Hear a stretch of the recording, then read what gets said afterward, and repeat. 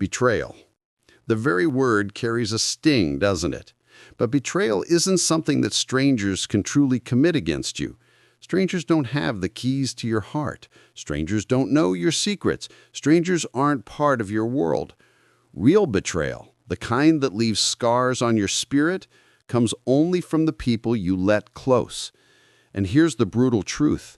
The person you trust most is often the very one who can, and sometimes will, betray you. And this is why betrayal cuts deeper than almost any wound, because it doesn't come from the outside.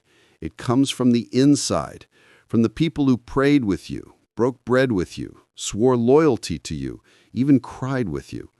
That's why it feels like death when they turn on you, because they had access to your soul. Why does it happen? Why would someone you trusted most turn against you? Let's cut straight to the raw truths. Number 1, envy is closest at home. Strangers might admire you, even look up to you, but the more someone sits close to you, a spouse, a sibling, a parent, a best friend, the more your victories cast shadows over their insecurities. Yes, they love you, but at the same time, your light becomes a mirror of their stagnation. Instead of letting it motivate them, envy festers silently. And envy, when simmered, inevitably spills into betrayal. This is why it often shocks us, because we think love and envy can't coexist, but they do. And when envy becomes unbearable, betrayal is born.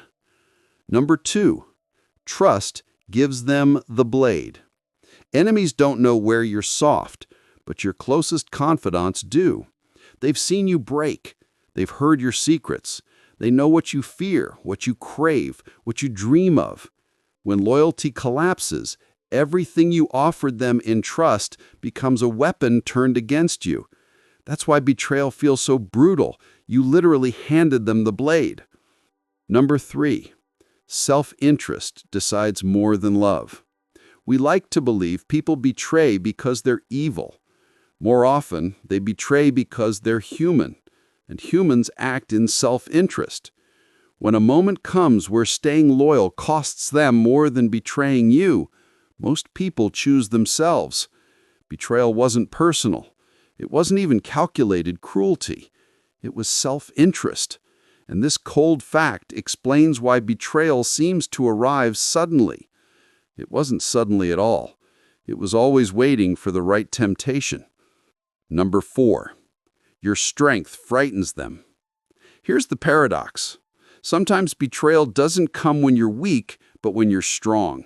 Weakness made you dependent. It made them feel needed. But strength made you free, powerful, untouchable. And that scared them, because relationships built on dependence crack when dependence fades. People who adored the weaker you may resent the stronger you. And the stronger you becomes something they can't control, so sabotage becomes their desperate act of regaining power. Number 5, fear of losing you turns into betrayal itself. Sometimes betrayal doesn't come from hatred, but from fear. When people sense distance, not abandonment, just your growth, your shift, their terror of losing you mutates into self-destruction. They betray before you can leave. They burn bridges just to protect their ego from being left behind. That is the twisted irony. Their fear of losing you is what causes them to lose you. Number 6, betrayal lives in every human heart. The ancients knew this truth. Marcus Aurelius would wake each day reminding himself, I will meet ungrateful, treacherous, jealous, dishonest people today. Why? Because betrayal is not rare. It lives this potential in every heart. Even the person you trust most carries the capacity to betray. That realization doesn't mean they will, but it means you should never forget they could. The pain of real betrayal. The wound of betrayal isn't just about losing someone. It's about losing the belief you were safe. You walk away not only without them, but with the innocence you once had. That's why betrayal echoes beyond the moment. It follows you into new relationships, makes you question loyalty everywhere, poisons the way you love again. The scar is not just about the betrayer, it's about the way they rewired your trust itself. The filter hidden in betrayal. But here's the strange gift buried in all this. Betrayal is a filter. It shows you who was never truly with you. It saves you decades of wasted loyalty. It strips the masks off those you once honored blindly. Painful, yes, but clarity is always better than blindness. When betrayal happens, see it for what it is. Not only a wound, but a revelation.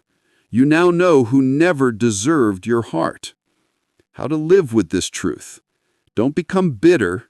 Don't vow to never trust again. That's how betrayal beats you twice. Instead, learn discernment. Test people's consistency before trusting deeply. Watch actions over words. Share slowly, not recklessly. And above all, accept with calm that betrayal is always possible, no matter how close someone stands. That isn't cynicism, it's preparation. And preparation is freedom. Because betrayal doesn't define you as weak, it defines them as faithless. But how you respond defines you as strong. So remember this. Yes, the person you trust most may betray you, but betrayal, once embraced, no longer blindsides you. It simply sharpens you into someone unbreakable.